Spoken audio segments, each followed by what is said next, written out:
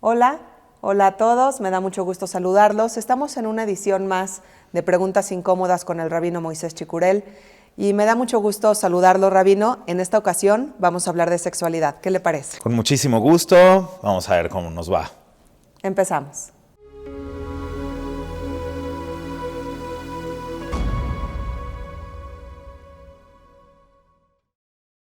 Hola, Rabino, pues muchas preguntas, muchos temas que abordar en este tema de la sexualidad, pero vayamos al tema de la sexualidad en el judaísmo.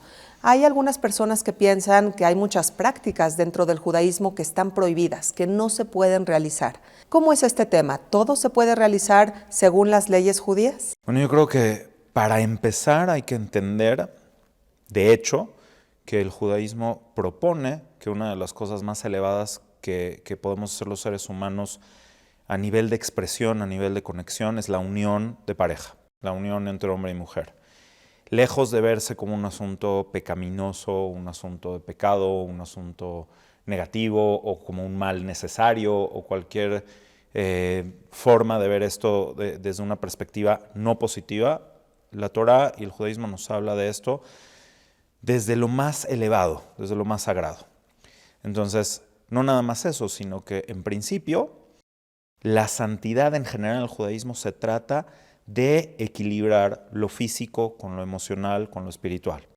Entonces, ya desde el punto en el que se habla de sexualidad como tal, yo creo que esto fragmenta un poco la visión del judaísmo sobre el amor, las relaciones y también la sexualidad. O sea, tiene que ver con una integración y un crecimiento, donde la pareja pueda llegar realmente a tener una fusión en todos los sentidos. Y evidentemente también la parte física es extremadamente importante. Y no nada más está permitida, sino que es mitzvah, es obligatorio, dependiendo desde el punto de vista del hombre, dependiendo de cuáles sean las ocupaciones del hombre, cuáles sean las ocupaciones de la mujer, etcétera, etcétera. El hombre debe de procurar a su esposa y tratar de satisfacerla en todos los aspectos, no nada más en el físico, no nada más en el sexual, en el emocional, en la presencia, en realmente estar atento hacia su pareja. Entonces, dentro de este marco cabe la sexualidad, dentro de un marco de elevación espiritual, dentro de un marco de comunicación y no nada más dentro de un marco de la satisfacción física que muchas veces se desvirtúa en el hecho de sentir algo de manera personal, desde un punto de vista egoísta. Muchas veces la sexualidad se ve como la satisfacción de una necesidad, como la satisfacción del hambre o la necesidad de dormir o cualquier necesidad física. El ser humano elevado tiene que trascender eso. No se empieza necesariamente por ahí, pero ese es el objetivo, trascender y que sea una forma de expresión, de comunicación y de conexión dentro del marco de una fusión de dos seres que se convierten en uno solo. Ya si lo visualizamos así, entonces ya podemos empezar con todos los detalles técnicos de qué sí se puede, de qué no se puede, que hay muchísimos mitos. Yo creo que podemos ir resolviéndolos uno por donde quisieras empezar. De modo que dentro de una relación sexual todo está permitido siempre y cuando ambos estén de acuerdo, ¿cierto? Hay ciertas restricciones en cuanto a cuándo ciertas cosas, cuándo no ciertas cosas. También es diferente la visión halágica, legal, de la unión física y la visión cabalística. Ha predominado a veces la visión cabalística y eso es lo que también a veces genera ciertos mitos, aunque la mística o la cabalá no son obligaciones halágicas. Hay personas que ya se encuentran en una elevación espiritual tal que ciertas prácticas puede ser que no sean las más óptimas para esas personas. Pero de manera general, para no causar como confusión, hay que entender que básicamente mientras haya un entendimiento entre la pareja, siempre va a haber opiniones que sí permiten, cuando sea algo necesario, para poder hacer que una relación de pareja pueda florecer, que pueda tener plenitud. Entonces, si el enfoque es no satisfacerme a mí, sino llegar a tener una plenitud y una fusión total, sí uno puede basarse en las opiniones halajicas que van a permitir cualquier tipo de práctica sea consensuada. Y por otro lado, es bien importante aclarar que si no es consensuado, o sea, la halajá, la ley judía, aquí sí no estamos hablando de Kabbalah ni nada, la ley judía ve como algo terrible cualquier tipo de práctica forzada, sobre todo del hombre hacia la mujer. Si el hombre en alguna situación no se siente pleno, no está en un equilibrio o no puede realmente estar presente físicamente con su pareja, entonces casi tiene que pedir una disculpa, ¿sí? O sea, pero del otro lado, si la mujer se siente incómoda con cualquier práctica o se siente incómoda con cualquier situación y el hombre llega a forzar, ya ni se diga físicamente, emocionalmente, moralmente, a su pareja, es gravísimo, gravísimo. Entonces siempre tiene que haber un consenso. Y ya en los recovecos halágicos de qué práctica en particular sí o qué práctica en particular no, podemos asumir que sí son válidas las opiniones que te lo van a permitir si realmente es necesario para hacer que la pareja pueda florecer y tener plenitud. De modo que en el judaísmo las relaciones sexuales no están únicamente destinadas a la procreación. De hecho, existe la obligación hacia el hombre de que debe de satisfacer a la mujer y debe de satisfacerla incluso cuando ella ya no está en una edad en donde puede tener hijos. Entonces, ¿cómo se puede plantear y comprobar esta obligación que existe del hombre hacia la mujer? Ok, bueno, la Torah lo establece explícitamente, es de estas mitzvot que no te tienes que ir a un libro extra, no tienes que ir a ver el Talmud o la Mishnah o la Halajá. La Torah es muy clara en el hecho de que el hombre tiene 3 obligaciones con respecto a su esposa: She'er, Kesut y Oná. She'er se refiere a la manutención en cuanto al vestido, a la alimentación, She'er y Kesut, al vestido, alimentación, hogar, que las necesidades básicas de su esposa estén cubiertas. Y Oná, ¿sí? She'era, Kesutá, Veonatá, lo Igra. No debe de faltarle a una mujer ninguna de estas 3 cosas. Oná es la presencia física, son las relaciones. Y no está relacionado y no está vinculado para nada con la procreación. O sea, eso es un mito absoluto. No tiene nada que ver con la procreación. De hecho, desde el punto de vista cabalístico, a lo que nosotros le llamamos zivugim, que son uniones que generan almas y que generan trascendencia de almas, no tiene ni siquiera que ver con si hay una gestación material física de un bebé. Siempre que hay una unión, se están haciendo tikkunim, desde el punto de vista cabalístico, de almas. O sea que no necesariamente tiene que pasar eso en lo material, en lo físico. Entonces, no hay ningún vínculo y al contrario, yo creo que la Torah tiene ciertas prácticas, pautas que ayudan a que las parejas, aunque tengan 20, 30, 40 años de casados, aunque sean mayores, aunque no sean tan jóvenes, sigan sintiendo una atracción, sigan sintiendo una atracción mutua que haga que la vida, incluso a nivel físico-sexual, sea mucho más placentera y duradera a largo plazo. Y eso tiene que ver con las restricciones. O sea, justo lo contrario de lo que uno puede pensar. Cuando hay restricciones, cuando hay límites, cuando hay un sentido de qué hacer y cómo hacerlo, entonces eso te va dando mayor durabilidad y mayor expectativa a las cosas, no dar las cosas por hecho.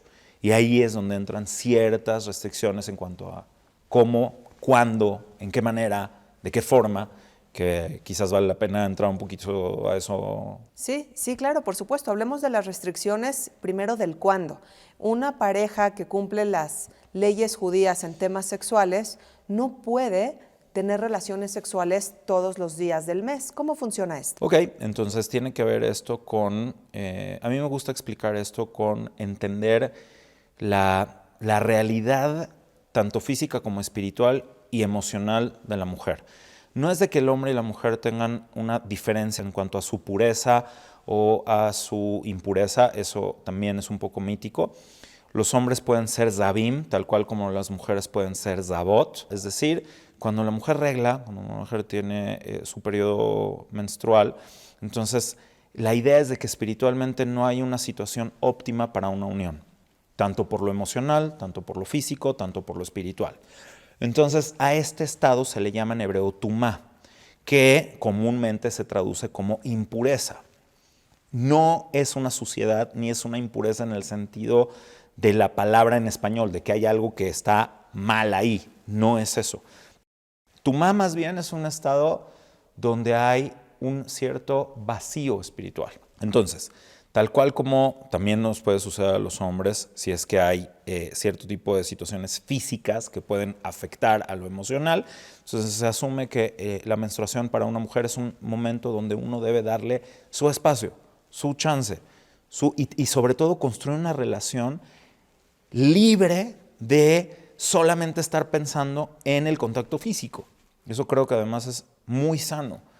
Entonces, el saber que uno no tiene posesividad de la pareja, ni el hombre de la mujer, ni la mujer del hombre, y que hay ciertos espacios donde no van a tener contacto, donde su relación va a tener que desarrollarse tal cual como cuando eran novios, de que va a haber mucha atención, mucha cercanía, cosas muy, muy agradables, pero no necesariamente que llegue a la parte física. Entonces ayuda a que uno sepa y tengas constancia de que no posees a tu pareja. Ni el hombre a la mujer, ni la mujer al hombre. Entonces hay estos espacios.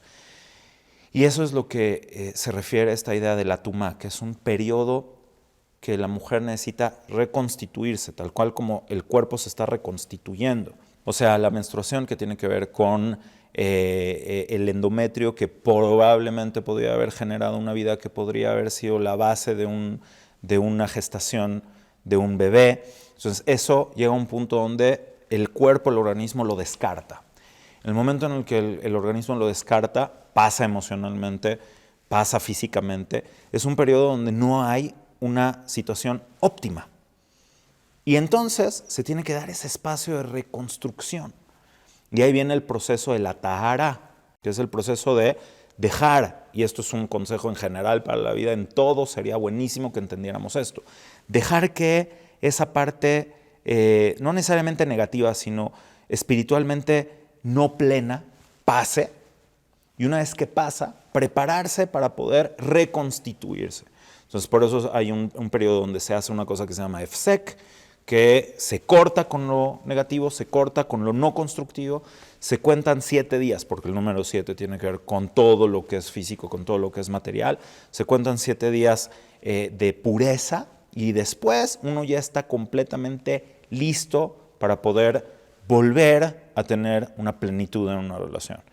Y a eso se le suma que la mujer va a la tevilá, va a la mikve, va a un baño que no es necesariamente ritual, pero sí es espiritual. No me gusta la palabra ritual porque limita, es espiritual. Y, por ejemplo, aquí en México existen mikvaot espectaculares, súper limpias, que le dan honor a la mujer. Nosotros en nuestra comunidad tenemos una tevilá que de verdad se hizo desde el momento en el que la remodelamos. Ya existía una tevilá muy bonita, nosotros la rehicimos para que las mujeres entren ahí y se sienten realmente con el kavod, con el honor que merecen, que les guste estar ahí, que sea un momento de reflexión, que sea un momento de pensar en todas las cosas buenas que implican un periodo más de constitución y de unión, y que puedan recuperar su espiritualidad al máximo. Eso es un renacer. La mikve, tanto hombres como mujeres, entramos a la mikve, a esta agua pura, a esta agua que viene de lluvias, la lluvia que es la naturaleza, la bondad, lo natural, lo puro, que llega a un lugar donde se contiene y después de ahí se va. Es un proceso complejo técnicamente, pero la mikve donde las mujeres o los hombres entran, se está constantemente cambiando el agua y detrás hay una base de agua que viene de lluvia, que entra en contacto con esta agua nueva, etcétera. Hay varios procesos. Algún día con mucho gusto se los muestro técnicamente cómo funciona, pero la idea es de que puedas renacer. Y una vez que ya renaciste, que ya te reconstituiste, entonces sí puedes tener plenitud y sí puedes llegar a tener esa unión completa, no nada más física. Eso creo que es de lo más importante que nos enseña la mitzvah de la tevilá. Rabino, hablemos específicamente de este día, en donde la mujer ya contó 7 días, en donde ya no hay ningún tipo de sangrado en su periodo, y entonces acude a la tevilá. Hablaba usted que es agua de lluvia. ¿Cómo debe de ingresar? Me parece que hay pues ciertos requisitos que tiene que cumplir la mujer para poder ingresar a esta agua, y entonces supongo que esa misma noche ya puede tener relaciones sexuales con su esposo. Sí. ¿Cómo funciona este día? Entonces, técnicamente, después de haber hecho el conteo como debe de haber sido, el último día, pues sí hay una preparación. Ahora esto es muy bonito porque la pareja va sabiendo, ¿no?, que falta un día, que faltan 2 días, que no sé qué.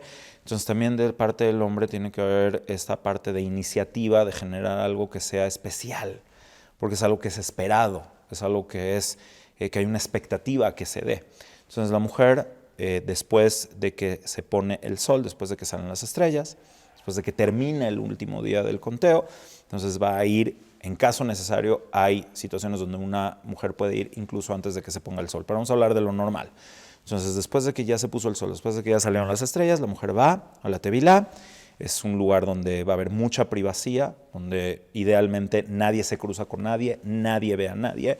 Se bañan, se preparan para que no tengan nada en su cuerpo que impida que haya contacto con el agua, ¿no? Si hay un parche hay que quitarlo, si hay cosas que pueden impedir el contacto con el agua, lentes de contacto hay que quitárselos, aunque los lentes no entran como tal en contacto con el agua, pero debe de ser posible que entrasen en contacto con el agua. Entonces, quitarse lentes de contacto, prótesis dentales o cualquier cosa que estuviera impidiendo que estuviera algo extra en el cuerpo. Entonces, ya que estamos completamente seguros de que no hay nada sobre ella, entonces entra a la tevilá, después de ya haberse duchado. Según la costumbre ashkenazí, además es importante meterse en una tina durante más o menos media hora o algo así, cepillarse muy bien, hay que cepillarse muy bien el pelo para que no haya cabellos que estén ahí, que no estén, o sea, que se hayan quedado, pero que ya no estén conectados al cuerpo. Entonces existe todo este cepillado, y creo que también es algo muy meditativo, estar pensando todo el tiempo en tu ser, estar pensando en tu cuerpo, entonces estar pensando en que estés completamente preparado o preparada por dentro o por fuera. Entonces ya te hace consciente de esta renovación. Esas son las cosas técnicas que hay que hacer antes. Y después, como tú bien lo dices, es una gran mitzvah, después de la noche de la tevilá, que haya una unión física, si así es lo óptimo y si así se desea, y que realmente debe de ser así, si es que es lo normal, que exista esta atracción y esta expectativa de sí llegar a esa unión. Obviamente no es recomendable simplemente llegar y a lo que van. O sea, no, es importante, porque también es muy, muy, muy importante. Hay otra mitzvah que se llama Vesimajet Ishto, que el hombre debe de alegrar a su mujer. ¿Qué significa alegrar a su mujer? O sea, realmente es importante que el hombre sepa que la forma de funcionar físicamente del hombre y la mujer no es igual. Y que hay una cosa que en hebreo se llama ritzui. Hay que procurar, el hombre tiene que procurar que su pareja, que su esposa realmente se encuentre en una situación donde de verdad quiera esa unión, donde de verdad esté lista para esa unión. Entonces, en cuanto a los tiempos, en cuanto a todo lo necesario para que una mujer se sienta cómoda, que se sienta querida, que se sienta bien, para poder llegar a la consumación de esto. Entonces, todo lo que sea necesario para eso, desde algo como más simbólico, como unas flores, como llevar a tu esposa a cenar, como hacer que ella sienta que para ti es especial como hombre también, y en los tiempos y de la manera en la que debes, o sea, el enfoque del hombre en una relación es hacer que su esposa tenga plenitud y nunca pensar primero en él que en ella. Además, cabalísticamente es muy, muy, muy, muy importante que lo que representa el hombre energéticamente desde el punto de vista cabalístico debe estar dedicado a lo que representa la mujer desde el punto de vista cabalístico. Entonces, esa es la parte de poder alegrar a la mujer, es una metáfora, ¿sí?, de que uno verifique que está siendo agradable y placentero para tu pareja lo que está sucediendo, y nunca ponerse en el centro de la situación. Si esto se da de manera mutua, entonces creo que eso es muy sano y muy bueno para una relación larga, duradera y que sea plena en todos los sentidos. Rabino, muchos podrían creer que el judaísmo es una religión un tanto machista, y todo lo que usted nos está diciendo nos comprueba justamente lo contrario. El que en el judaísmo exista la obligación sexual de satisfacer el hombre a la mujer nos habla de que la mujer pues está recibiendo una importancia prioritaria. Ahora, ¿desde cuándo, Rabino? ¿Desde cuándo el pueblo judío lleva a cabo la práctica de la tevilá? La práctica de la tevilá es milenaria, es original de la época bíblica. Y sobre lo que dices acerca del tema del machismo, de un patriarcado, etc., la Torah es muy equilibrada, pero el problema es de que sí existen personas machistas que pueden tomar, cuando uno ve partes de la Torah de manera fragmentada, de manera seccionada, entonces uno puede llegar a malentender cierto tipo de cosas y además las prácticas machistas, o sea, es algo que yo siempre he dicho a mis alumnos, a mis alumnas, hay judíos que son machos, sí, y que buscan argumentar su machismo o su imposición genérica basándose en frases o en ideas que pueden encontrar en la Torah, sí. ¿La Torah es machista? No, para nada. Para nada, pero siempre vamos a encontrar esto, donde vas a encontrar una persona que va a tener a lo mejor una imagen religiosa que te va a dar esa sensación, y esto se da mucho por la ignorancia de la propia Torah, la ignorancia de la propia religión, de la propia esencia de la Torah. Es muy importante saber y es muy importante entender que no una persona por ser técnicamente religiosa, ya sea porque vino de una casa religiosa, porque le enseñaron cierto tipo de prácticas o porque tiene una herencia cultural que puede venir de los países donde nos encontramos. O sea, vivimos en lugares donde, tanto, por ejemplo, en Rusia, en Polonia, que son sociedades muy, muy, muy patriarcales, o en el Imperio Otomano, o en los países árabes, venimos influenciados de las sociedades y de las culturas donde hemos vivido durante siglos, si no milenios, ¿correcto? Y entonces muchas veces solamente asumimos que las prácticas y no nada más de la sexualidad, de todo lo que hay, es simplemente como nos lo dijeron, como nos lo contaron, o con los mitos que hay por todos lados que nos están diciendo y nadie los refuta o nadie los aclara. Y entonces llega un punto donde se instaura una sociedad patriarcal, machista, en un lugar donde tiene que haber matriarcado y tiene que haber patriarcado. O sea, el judaísmo lo determina la mujer. ¿Quién es judío y quién no es judío? Depende de quién es su madre, no de quién es su padre. Pero hay muchos aspectos que están determinados también, si es Cohen, si es Leví o si es Israel, por el padre. Entonces es un ejemplo de lo que hay situaciones que dependen de la mujer, hay situaciones que dependen del hombre, y todo esto marca un equilibrio. La ignorancia es lo que genera los desequilibrios, en cualquier sentido.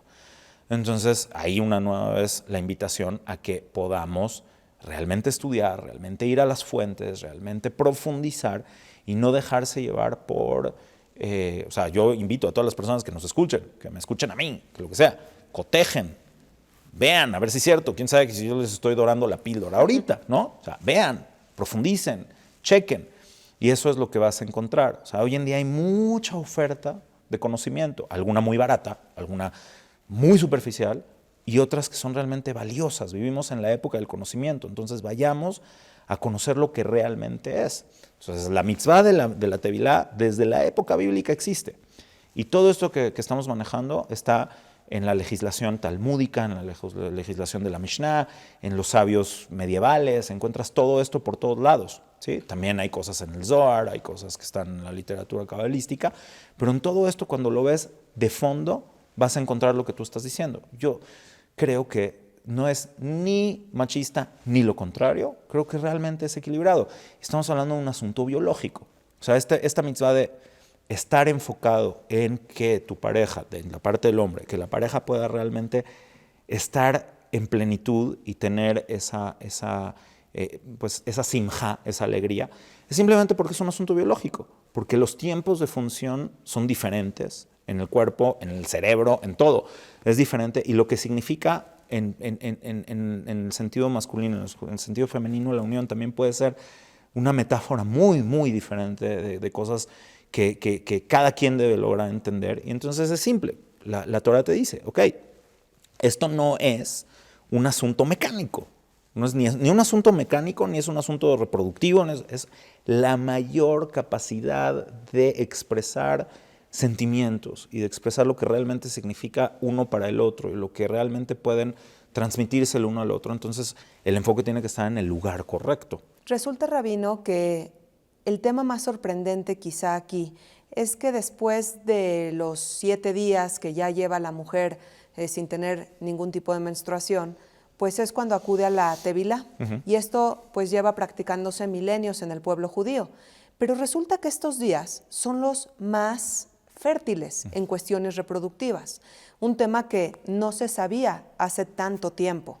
¿Es esto casualidad? ¿Es esto una sabiduría del judaísmo que sorprende? ¿Cómo lo respondemos? Bueno, aparentemente el patrón del mundo sabe también cómo funcionan los cuerpos que él creó. Y entonces resulta que los días más fértiles para poder tener un hijo, para poder tener un bebé, también se dan en los momentos en los cuales la mujer va a ir a la tevilá. Nada más aquí hay que hacer una observación muy importante.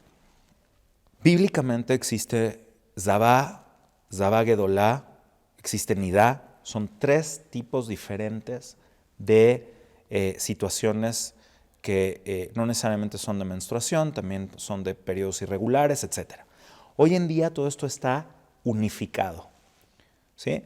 Benot Israel kiblu al atzman sheafilu root tipat dam kehardal yoshbot alav shiv'a. Esa es una frase que significa que las mujeres de Israel, por su propia decisión, tomaron la iniciativa de que cualquier tipo de tema que tenga que ver con la regla, ya sea regular o irregular, ya sea que tenga que ver con la menstruación como tal o no, lo van a manejar como si fuera el tema más severo, para que no haya ningún tipo de confusión.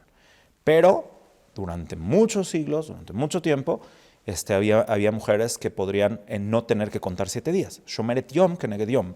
Depende de cuántos días regló, también podría cuidar menos de 7 días. Esto no sucede aquí hoy en día, pero como estamos desmitificando, es importante hacerlo notar y es importante que desde hace también milenios se estandarizó. Es un asunto que se estandarizó porque pues no se tenía ni el conocimiento popular de esto, ni era algo que todas las mujeres supieran o que todos los rabinos pudieran establecer quién sí, quién no.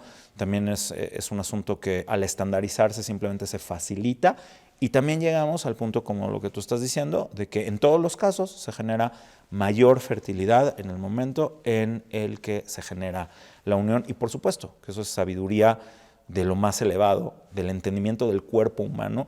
Y quien quiera ver en eso una casualidad, bueno, pues podemos ver casualidades en todo, pero para mí sí es algo que es sorprendente, maravilloso, que te habla de que la Torah está diseñada por quien creó el cuerpo.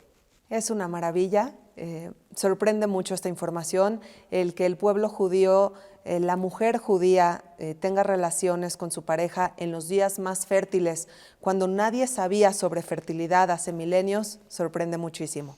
Y uno de los tesoros de la Tevilá, como usted lo mencionó, es el fomentar el deseo y la comunicación.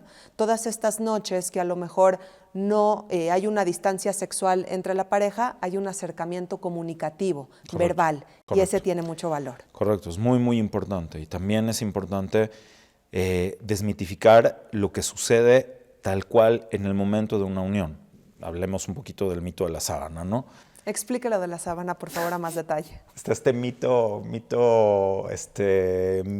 pues yo creo que es el mito, que podríamos decir por antonomasia del judaísmo, de que los judíos religiosos tienen una unión física a través de una sábana, o que ponen una sábana entre ellos dos, para poder relacionarse. O sea, como si el cuerpo fuera algo negativo, como no tener contacto, como no. Entonces, eso lo quiero aclarar en esta ocasión, aprovechando el momento, que según la visión cabalística, ¿sí?, la unión máxima se da en la noche de la Tevilá. Estábamos hablando de esa unión. Entonces, tanto por respeto al cuerpo, tanto por mantener una imaginación sana, hay una recomendación de que no haya demasiada iluminación. Y eso además es muy bueno. Eso lo podemos platicar con gente que sabe del tema emocional y del tema psicológico. O sea, dejar ciertas cosas a la imaginación es muy sano. Debe haber una iluminación, ya sea o muy, muy tenue o de preferencia que no haya iluminación. Y en el momento de culminar la relación, según la Kabbalah, no es un tema lágico, no es un tema obligatorio, es un tema cabalístico, que sí está en la halajá, pero surge de un tema cabalístico. Y solamente en este momento, lo recomendable, y es solamente al final, para generar mayor intimidad, para generar mayor concentración, es bueno que los dos estén tapados. De ahí salió la sábana, ¿se entiende? Claro. no que se divida entre uno y otro, claro. sino que estén tapados. Muy diferente. Eso no tiene nada que ver, sino es para que haya mayor intimidad. Eso por un lado. Y por otro lado también hay que entender que las realidades que nosotros vivimos no eran las realidades que vivía la gente hace siglos. O sea, desde un punto de vista histórico, a lo mejor había familias que vivían con sus hijos y así, en un cuartito. O sea, podían a lo mejor vivir 7 personas en un cuarto. A lo mejor están dormidos por allá, a lo mejor están dormidos por acá. Entonces, por eso la recomendación alágica, y no nada más la recomendación, la obligación alágica de que esto tiene que ser algo íntimo. Entonces, a lo mejor tenían que poner algo para dividir, a lo mejor tenían que esperar en un momento donde el resto, o sea, que los hijos estén dormidos, que no sé qué. O sea, no podían ir a su cuarto. No había su cuarto.